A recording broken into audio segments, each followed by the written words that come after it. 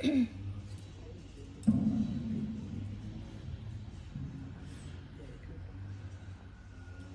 दयालु अनंत सुख सम्राट आदि सद्गुरु सर्वात्माओं के सद्गुरु सर्व सृष्टि के सद्गुरु सद्गुरु सुखराम जी महाराज ने धन्य हो धन्य हो। परम दयाल सद्गुरु दरियाव जी महाराज ने धन्य हो धन्य हो। परम दयाल सद्गुरु बाबा जी महाराज ने धन्य हो धन्य हो। टालनपुर गुरुधाम ने बारंबार प्रणाम स्वीकार हुए। राम सभा में राम राम महाराज सभी को राम राम सा सभी को मेरा बारंबार प्रणाम। सब संतन सो विनती बारे बारे प्रणाम। भिड़त तुम्हारो जान के सारे करो हरिया। करुणा राखो राम जी बरसो दीन दया। गुण अवगुण सब बगसजो आदु प्रीत समाल। सुन जो मैं निर्दोष हूँ गाट मान जस होए। तुम्हें हरि बोलड़ हारे हो क्या जानेगा। परम दयालु अनंत सुख सम्राट आदि सद्गुरु सर्वात्माओं के सद्गुरु सर्व सृष्टि के सद्गुरु सद्गुरु सुखराम जी महाराज ने धन्य हो धन्य हो। राम सभा में राम राम महाराज सभी विराजमान वरिष्ठ संतों को सभी राम सने भाई बहनों को मेरा बारंबार कोटि कोटि राम राम सा प्रणाम। आज की सत्संग में अर्थ करने में समझाने में कहीं पर भी मेरे से त्रुटि रह जाए तो सभी संत जनों से मेरा निवेदन रहेगा आप सभी मुझे क्षमा करें एवं मेरा मार्गदर्शन अवश्य करें। क्योंकि गुरु महाराज का ज्ञान अथाह सागर है जिसका कोई वार पार नहीं। और मेरी इतनी बुद्धि और समझ नहीं है कि मैं महाराज के शब्दों का अर्थ कर सकूं, आप सभी के समक्ष रख सकूं। ये सत्संग करने कराने वाले सब कुछ सद्गुरुदेव जी महाराज हैं, सतरूप परमात्मा राम जी महाराज हैं। तो अपना विषय साध लक्ष्य का परम दयाल सद्गुरु सुखराम जी महाराज इस साध लक्ष्य के अंग में यानी संतों के कैसे लक्षण होने चाहिए। संत हम उन्हें नहीं कहते कि जो केवल ज्ञान करते हैं सिमरन करते हैं वही संत नहीं। गुरु महाराज ने कहा कि भले ही वो कोई ज्ञान नहीं करे लेकिन 24 घंटे जो राम सिमरन करते हैं वो सभी संत हैं। आते जाते श्वासों में जो राम नाम का सिमरन करते हैं वो सभी असल संत हैं। और उन संतों के कैसे अंग लक्षण होने चाहिए, कैसा उनका स्वभाव होना चाहिए। यानी राम राम करें और अगर हमारे अंग लक्षण नहीं सुधरे तो फिर हमने क्या राम राम किया, कैसे हमने भक्ति करी। सिमरन करने का मतलब हमारे 8 अंग और 64 लक्षणों में भी सुधार होना चाहिए। क्योंकि ये 8 अंग और 64 लक्षणों तभी सुधरेंगे जब अपन सिमरन करेंगे। और सिमरन करते हुए भी अगर नहीं सुधर रहे तो फिर हमने कोई भक्ति नहीं की। इसलिए संतों के कैसे लक्षण, संत उन्हें कहा है कि कि जो सिमरण करते हैं और जिनके 8 अंग और 64 लक्षण सुधरे हुए, उनके स्वभाव में उनकी रहनी करनी, उनकी बोलचाल, उनका आचार विचार सब कुछ बदल जाना चाहिए, वही संत कहलाता है। और अगर राम सिमरण करते हुए भी उनके अंग लक्षणों में, स्वभाव में अगर परिवर्तन नहीं आया तो उसमें और साधुओं में, दूसरे लोगों में फिर कोई फर्क नहीं, जगत के लोगों के समान ही है। ऐसा प्रज्ञा सदगुरु सुखराम जी महाराज इस 7 के अंग के माध्यम से हम सभी को समझा, और इस 7 लक्ष्य को समझ करके हमारे अंदर वो समझ बननी चाहिए, वो संतवर्ती हमारे अंदर आनी चाहिए। वो संतवर्ती हमारे अंदर कुदरती आएगी। कैसे आएगी? कि राम नाम का सिमरण करने से आएगी। बिना राम नाम किए अगर अपन सोचे कि हमारा ये अंग लक्षण बदल जाना चाहिए, हमारे स्वभाव में परिवर्तन आ जाना चाहिए, तो कभी नहीं आता है। ये आता है तो राम सिमरण से ही आता है, तभी तो उन्हें संत कहा है। और वो संत जगत से न्यारे होते हैं, वो संसार से अलग होते हैं।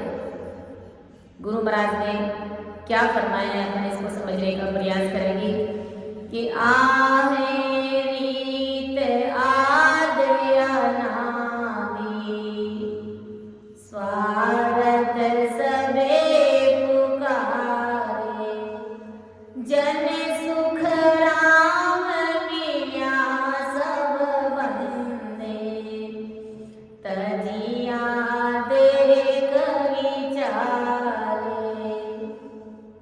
कि आहे रीत आद अनादि, स्वागत सबे पुकारे, जन सुख राम मिल्या सब बंदे, तजिया देख विचारे, कि आहे रीत आद अनादि, स्वार्थ सबे पुकारे।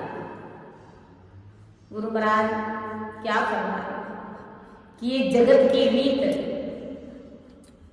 आदि अनादि काल से चली आ रही है।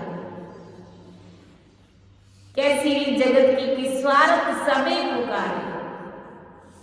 जगत में किसी को किसी से माया की स्वार्थ रहता है, तब तक वो मनुष्य जिससे स्वार्थ रहता है उसको वंदन करता है, उनसे प्रीति करता है।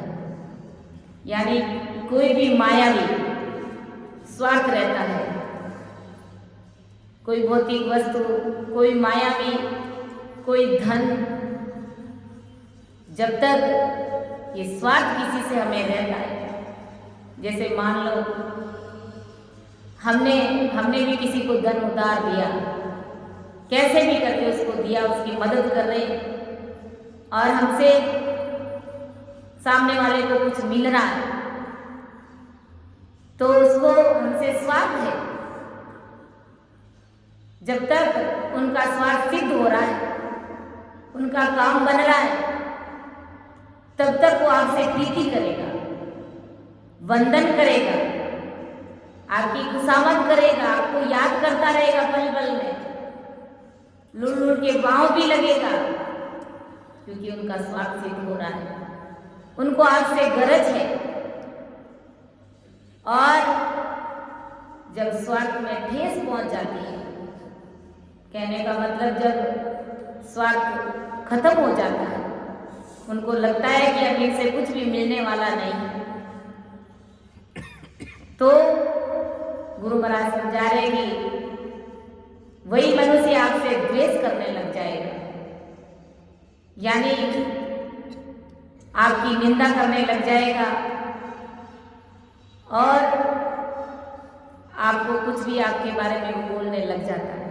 जब तक उनका स्वार्थ था तब तक वो आपसे बहुत प्रेम करता था, बहुत स्नेह करता था, बहुत प्रीति रखता था, वंदन करता था, और जैसे ही उसका स्वार्थ खत्म हुआ तो वो आपकी निंदा करना शुरू कर देगा, आपको भला बुरा कहेगा, कुछ भी कहेगा।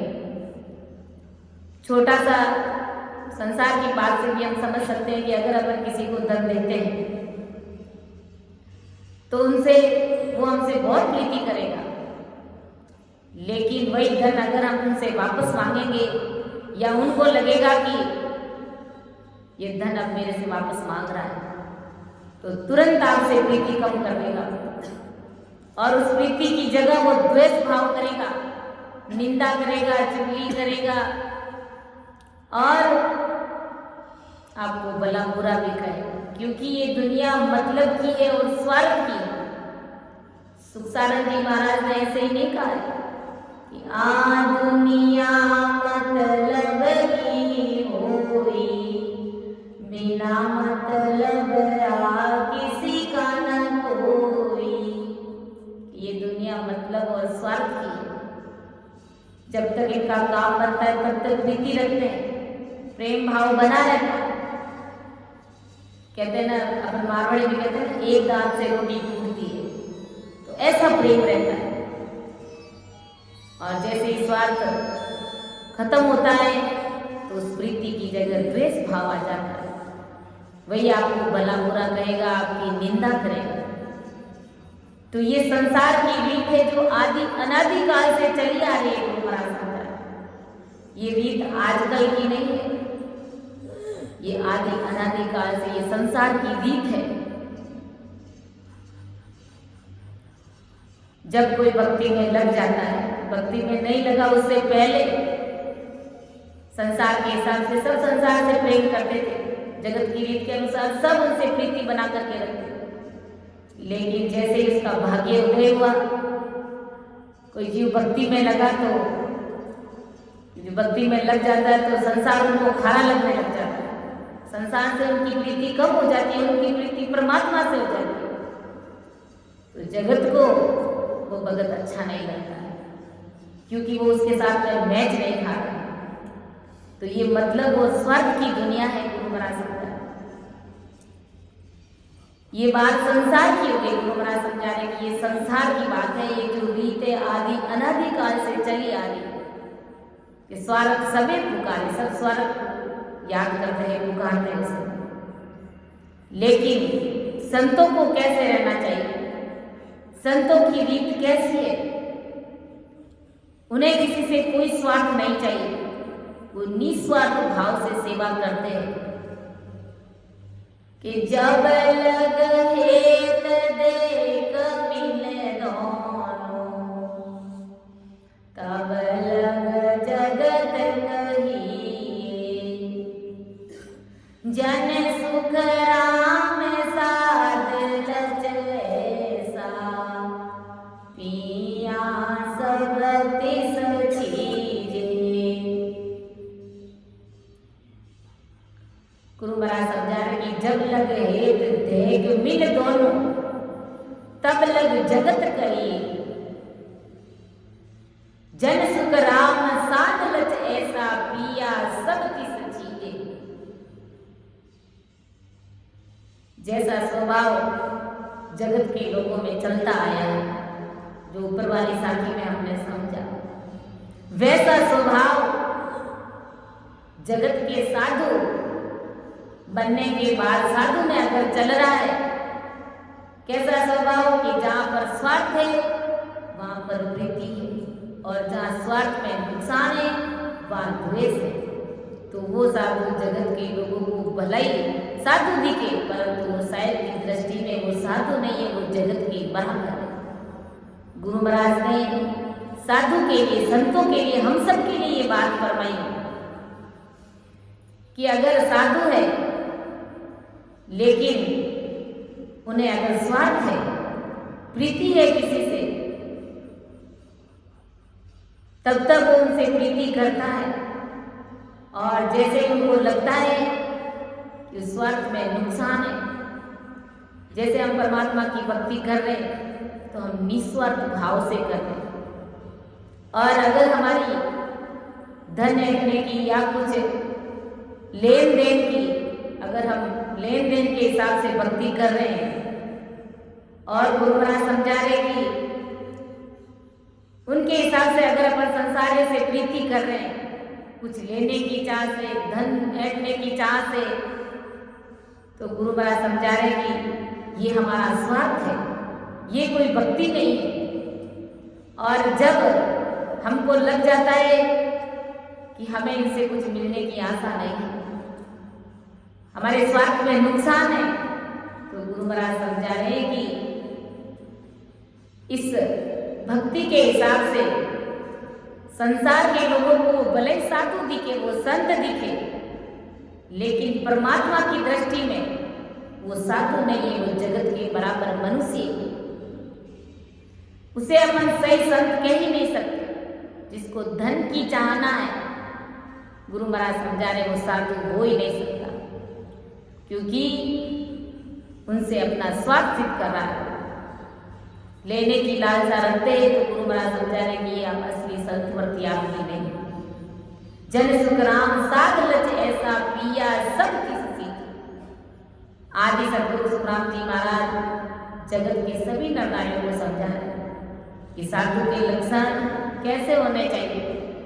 जल के समान उनके लक्षण।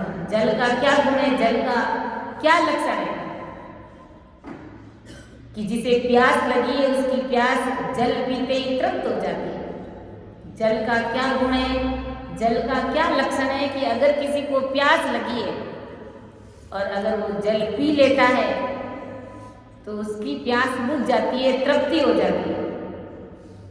ऐसे ही संतों के अंदर कैसा गुण होना चाहिए, संतों के कैसे लक्षण होने चाहिए कि अगर कोई जीवात्मा काल के दुख में से निकल करके महासुख के देश में जाने की अगर किसी जीवात्मा को ऐसी प्यास लगी है और वो संतों के पास जाता है उस प्यास को मिटाने के लिए, अर्थात परमात्मा के देश में जाने की जिसको प्यास लगी है वो संतों के सानिध्य में जाता है और अगर उसकी प्यास बुझ जाती है अर्थात परमात्मा के देश की प्राप्ति कर लेता है, तब तो वो वास्तव में असल संत है।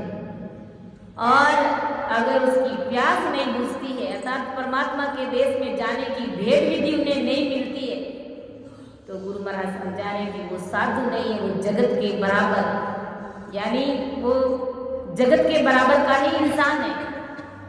संसार के लोगों को भले वो साधु लगे, संत लगे, लेकिन शायद की दृष्टि में वो संत नहीं, वो जगत के बराबर एक आम आदमी की तरह है। जैसे आज अपन ससुर परमात्मा की भक्ति कर रहे हैं। कोई भी आकर के हमसे भेद विधि पूछता है कि आप कैसे सिमरन करते हैं, आप किसके अनुयायी हैं, तो हम निस्वार्थ भाव से, ना कि धन ऐंठने के स्वार्थ से उसे वो भेद विधि बता देते हैं। गुरु महाराज ने जो आज्ञा फरमाई वो साखी सुना देते हैं और सांस उसास कहे हरिनाम वो भेद विधि अगर उन्हें समझा देते हैं तो गुरु महाराज समझा रहे हैं कि वो परमात्मा की दृष्टि में, परमात्मा की नजर में वो साधु है, असल में वो संत है।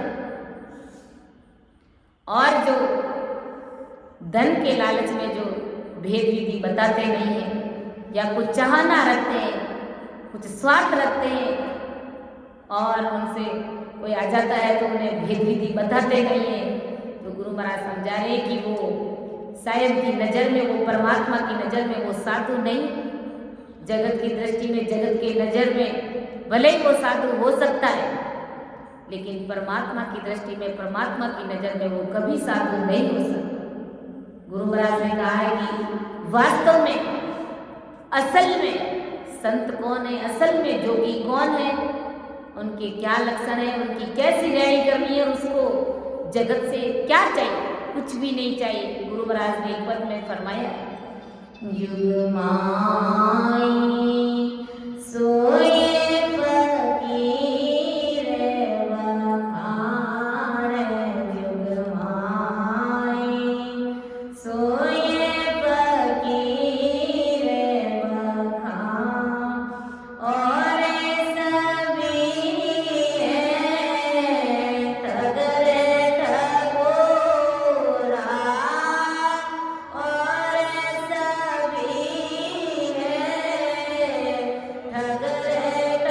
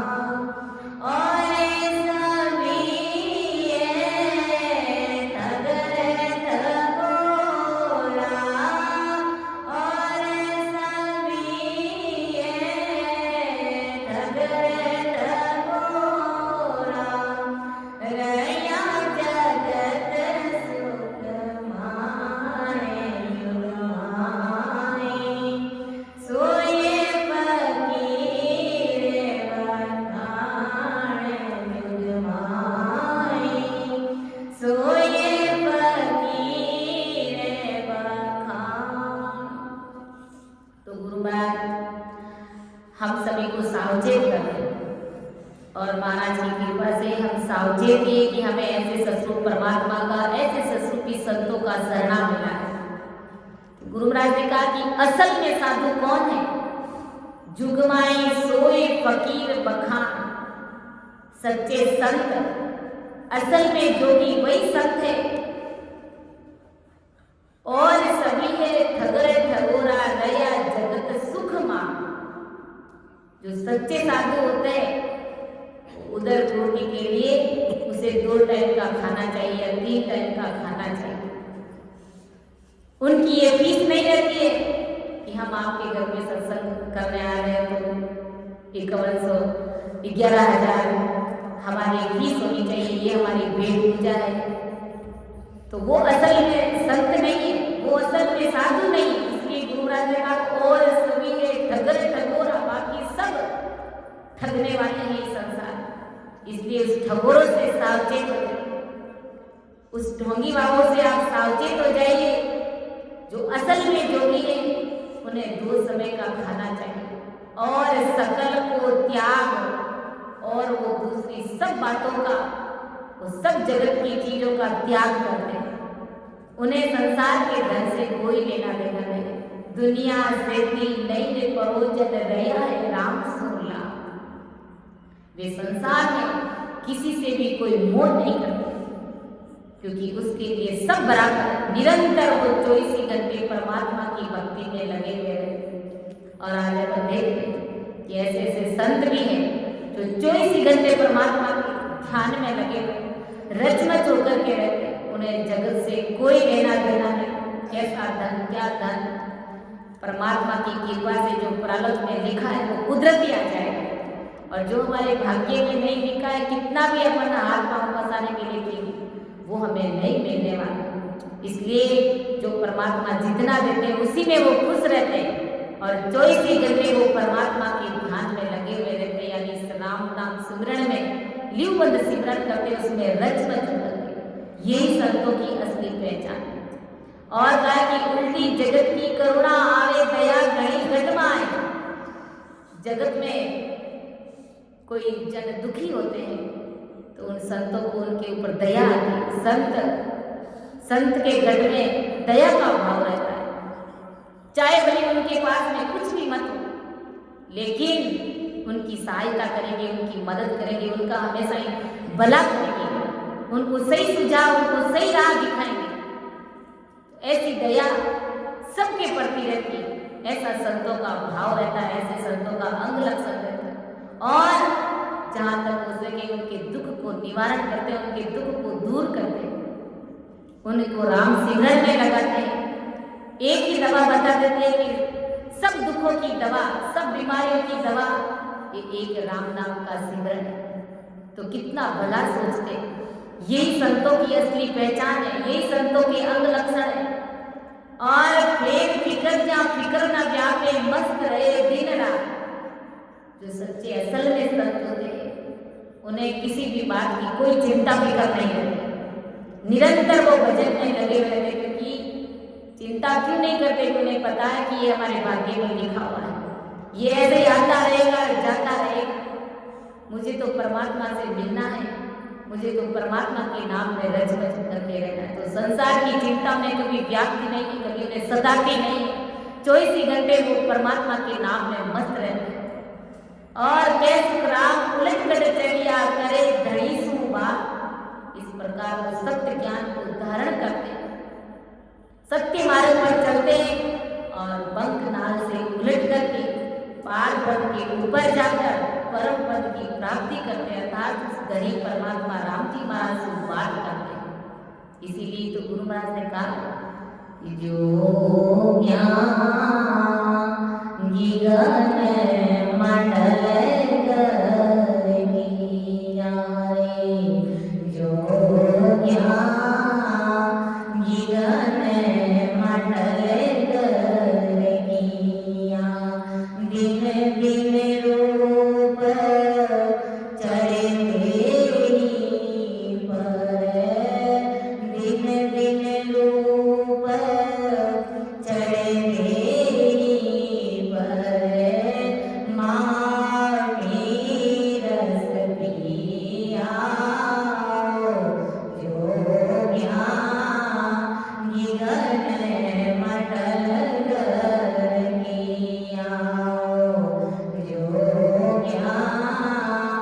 गिगन मटल गरनिया निस दिन ध्यान लग्यो सुन माई निस दिन ध्यान लग्यो सुन माई मन निज मन होए जीना जन सुख राम मिल्या सुख सागर जन सुख राम मिल्या सुख सागर पीव बरस अंग बीना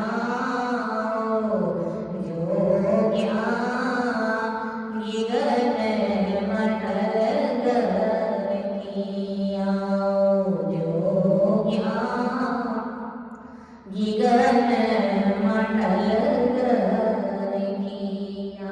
वो असल में जोगी है कि जोगियां गिगन मटल गरनिया। ऐसे असल में जो संत होते हैं तो उन संतों का वास गिगन मटल में रहता है। दिन दिन रूप चढ़े देही पर महा अमीर प्रिया नित दिन ध्यान लग्यो सुन माई 24 घंटे उनका ध्यान गिगन में रहता है।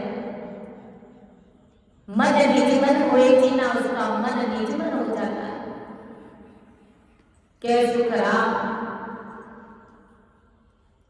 तो इस प्रकार ऐसे संत होते हैं पीर परस अंग बीना वो परमात्मा से अर्थ परस हो जाते हैं। तो जो ऐसे वास्तव में वो असल में जोगी है वो असल में संत है। वही असली संत कहलाते हैं संसार। बाकी गुरु महाराज समझा है जो फीस लेकर के सत्संग करते हैं अपन देखते हैं संसार में खूब ऐसे संत हैं 3 लोग के संत जो फीस लेकर के उन्हें भजन सुनाते हैं और कथा करते हैं कीर्तन करते हैं। तो ये सारी चीजें धन में बिक जाती है। फिर वो भक्ति कोई भक्ति नहीं रहती। गुरु महाराज समझा है कि वो असली संत नहीं है, वो ठगोरे वो ढोंगी वाले।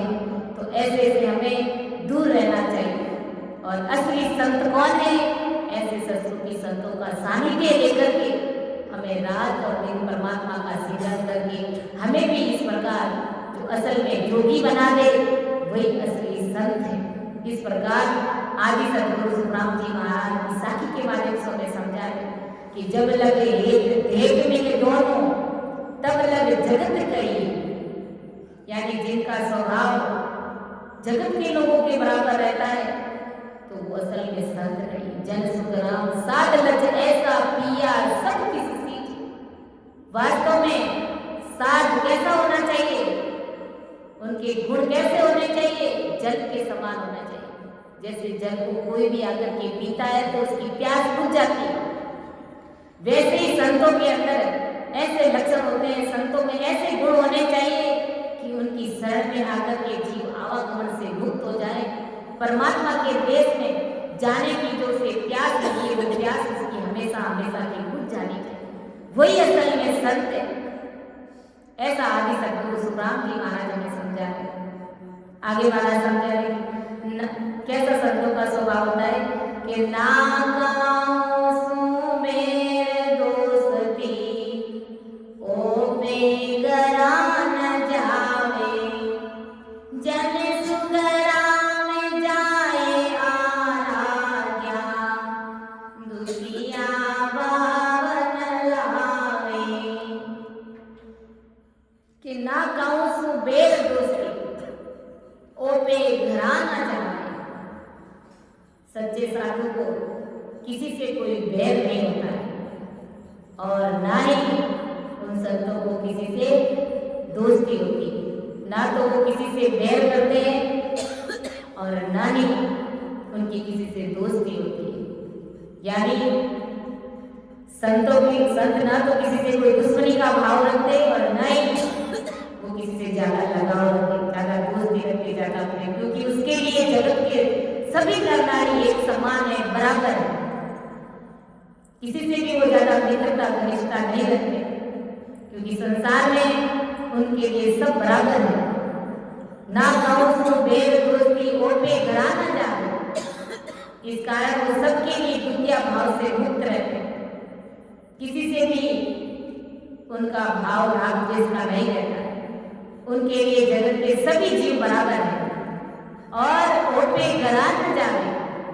किसी के घर वो स्वयं होकर के कभी नहीं जाते, यानी बिना बुलाए बिना गए संत किसी के घर पर नहीं जाते कि पर घर पग नहीं मेल बिना मान मनवान इंजन आवे देखने सिंगल को सत्कार। यानी पराए घर बिना गए हमें कभी नहीं जाना चाहिए। ये संतों की पहचान है, ये संतों का स्वभाव रहता है। कोई अगर जब तक उनको बुलाएगा नहीं, कहेगा नहीं भाव के साथ में, निजमन के साथ, तो संत उनके घर कभी नहीं। ऐसा नहीं कि मान ना मान मैं तेरा मेहमान, जबरदस्ती पावड़ा बन करके वो नहीं जाते। संसार के लोग ऐसा करते, जीमड़े के लिए भी चले जाते हैं, बिना कहे चले जाते हैं, लेकिन संतवर्ती और संत ऐसा कभी नहीं करते। जन सुख राम जाय आराध्या द्वितीय भाव न लागे। गुरु महाराज समझा रहे कि परंतु उन्हें अगर कोई आदर से कोई उन्हें आमंत्रित कर देते हैं तो उसके घर वो जरूर जाते हैं। अगर कोई भाव से बुलाता है तो उनके घर पर संत जरूर पधारते हैं। तब वे आमंत्रित करने वाला चाहे अमीर हो चाहे वो गरीब हो, चाहे वो ऊंची जाति का है चाहे वो नीची जाति का है। संतों को जाति से कोई लेना देना नहीं, अमीरी गरीबी से भी कोई लेना देना नहीं। अगर कोई भाव से बुला लेता है तो संत उनके घर पर जरूर जाते, क्योंकि साधु भूखा भाव का धन का भूखा नाय, जे धन का भूखा फिरे वो साधु ना। ये संतों का स्वभाव है। वो भाव के भूखे उनका भाव देखते, उनकी जात पात नहीं देखते,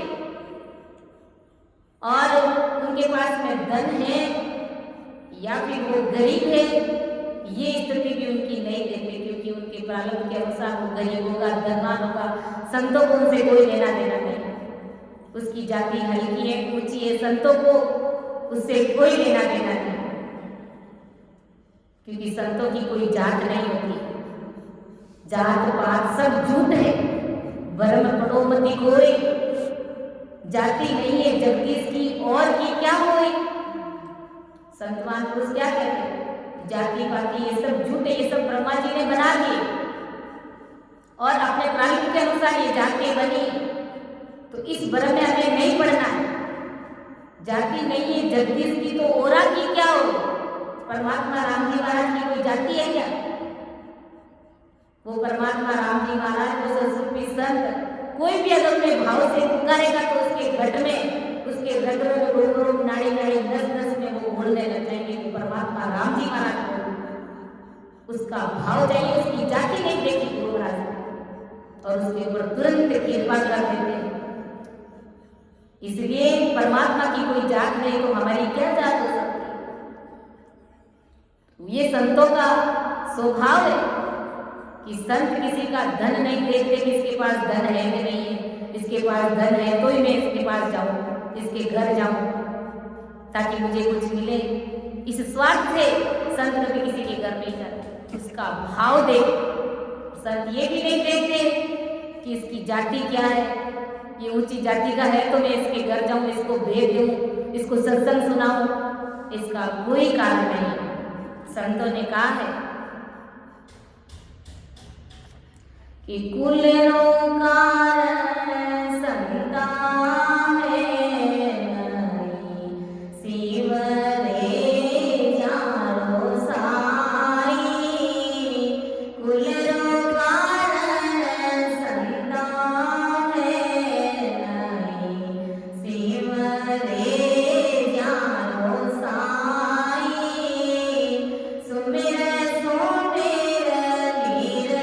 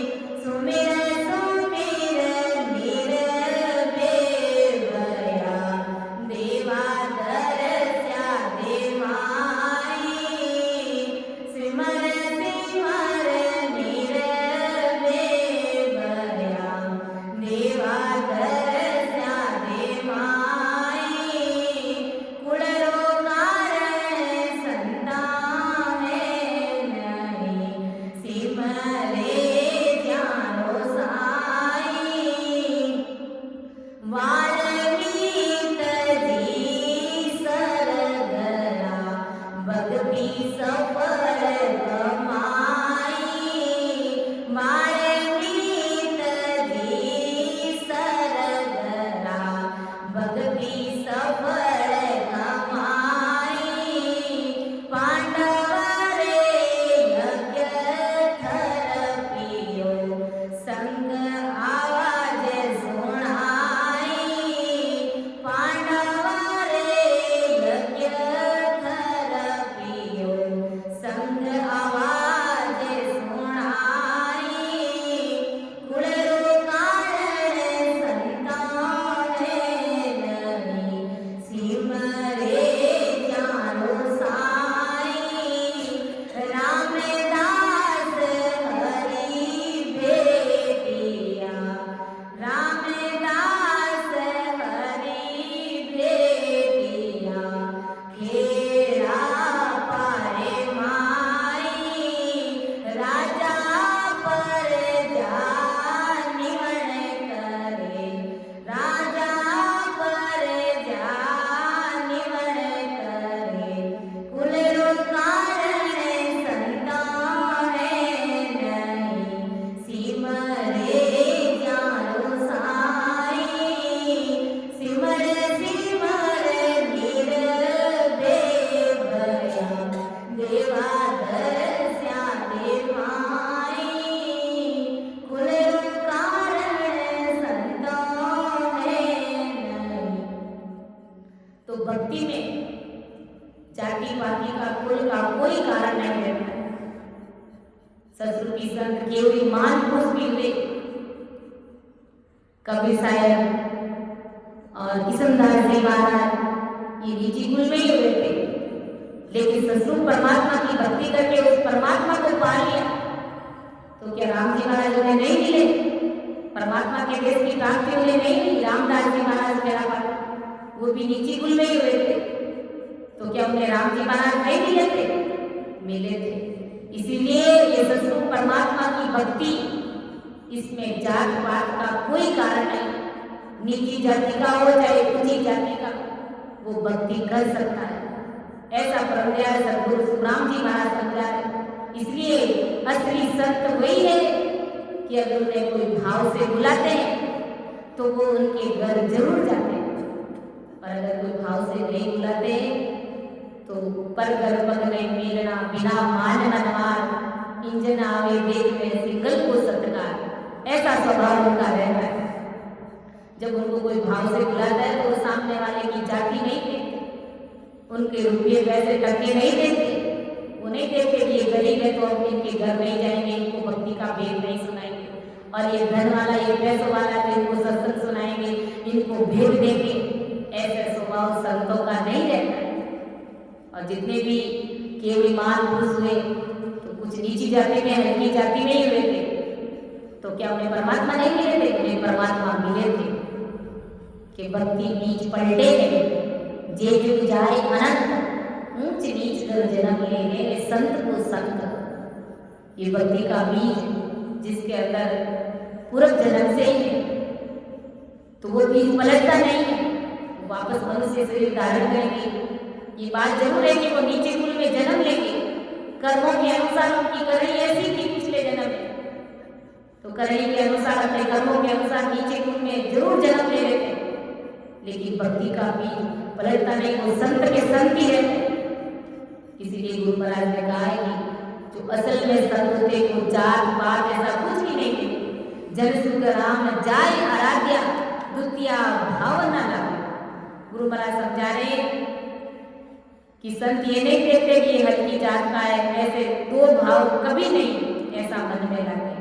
उन्हें सभी जीव परमात्मा के और परमात्मा प्राप्त कराने के लिए एक ही अधिकार है, ऐसा उन्हें दिखता है। संतों के मन में ऐसा भाव रहता है कि परमात्मा की प्राप्ति सब कोई कर सकता है। संतों के लिए सभी जीव बराबर है, उनके लिए ऐसा कोई विशेष नहीं है कि ये मेरे लिए विशेष है तो मैं इनको ही परमात्मा के देश में भेजूंगा, इनको ही अमरों की प्राप्ति कराऊंगा, इनको ही वेद विधि दूंगा, ऐसा नहीं है। परमात्मा की प्राप्ति कोई भी जन कर सकता है, ज्ञान सुनने का अधिकार सबको है, सत्संग सुनने का अधिकार सबको है, राम सिमरन करने का अधिकार सबको है। माया कम ज्यादा है इसलिए साहिब पाने के लिए कम ज्यादा अधिकारी है, ये झूठी सोच कभी संत नहीं मानते।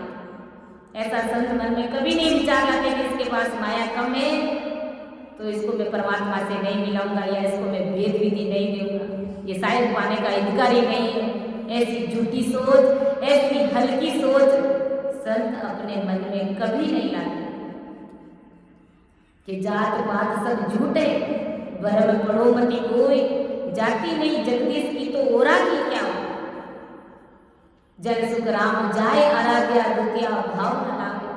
आदि सतगुरु सुखराम जी महाराज फरमाते हैं कि ऐसी झूठी सोच जिसके मन में आती है वो साधु हो चाहे गुरु हो, जगत के लोगों का स्वभाव ही है। उनका स्वभाव जगत के लोगों के समान ही, जो जगत के दूसरे नर नारी है उनके जैसा ही है। अगर उनके अंदर ऐसा हल्का भाव है, ऐसी झूठी सोच है, और अगर जिनके पास में ऊंची सोच है कि वो हर किसी के यहाँ, चाहे गरीब हो चाहे अमीर हो, चाहे छोटी जाति का हो चाहे ऊंची जाति का हो, किसी के भी घर में वो सत्संग जाकर के करते हैं। वास्तव में हम जब गुजरात गए थे सत्संग में तो वहाँ पर हमें पता ही नहीं वो कौन सी जाति के लोग हैं। सब आदिवासी इलाके में रहने वाले वहाँ पर सत्संग सुनने के लिए आते, सब राम सिमरन कर रहे। तो वहाँ पर हमने जाके थोड़ी पूछी कि आप कौन सी जाति के, उन्होंने जैसा भोजन बनाया, जैसा जिमाया हमने जी लिया। कभी उसकी जात पात नहीं पूछी, कभी उसके रुपये पैसे धन टके के बारे में बात नहीं करी, क्योंकि ये निस्वार्थ भाव की भक्ति है, बिना किसी स्वार्थ के ये भक्ति है। और वास्तव में गुरु महाराज ने कहा कि वही असल में जोगी, वही असल में संत है। और गुरु महाराज ने सतगुरु मेहर के अंग में भी फरमाया कि सुख राम कहे धन माल की, मेरे गरज ना कोई। धन माल की मुझे आवश्यकता नहीं, मुझे रिझाने के लिए संसार का धन कोई इंपॉर्टेंस नहीं रखता है। संसार का धन कोई महत्व नहीं रखता मुझे रिझाने के लिए। मुझे रिझाने के लिए उसका निज मन चाहिए, उसका भाव चाहिए, उसका अंतःकरण चाहिए, उसका तन मन चाहिए मुझे। गुरु महाराज ने स्पष्ट एक साथ में फरमाया, जो हमेशा ही समापन की साखियों में लेते हैं कि मेरी क्यों बात सुन ली जो नर नार, मेरा होए मोह मिले तो पावे दीदार, तो पावे दीदार निज मन सो बोलाई, तब तक माय अखंड नग जग विच आई, सुख राम करे रीत बिन हंस न उतरे पार, मेरी जो बात सुन ली जो नर नार, कि मेरी जो बात सुन ली जो नर नार, मेरा हुए मौको मिले तो पावे दीदार,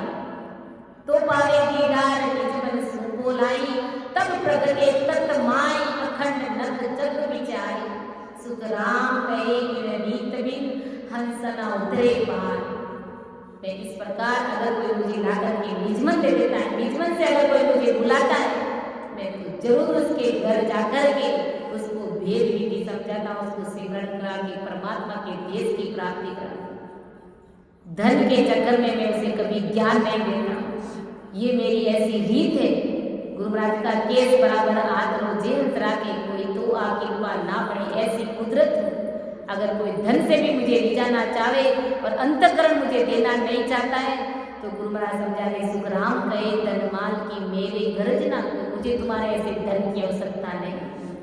तो वास्तव में वही असली संत है, और ऐसा ही असल स्वभाव संतों के अंदर हमें देखने को मिलता है, तभी हमारी भक्ति आगे बढ़ती है।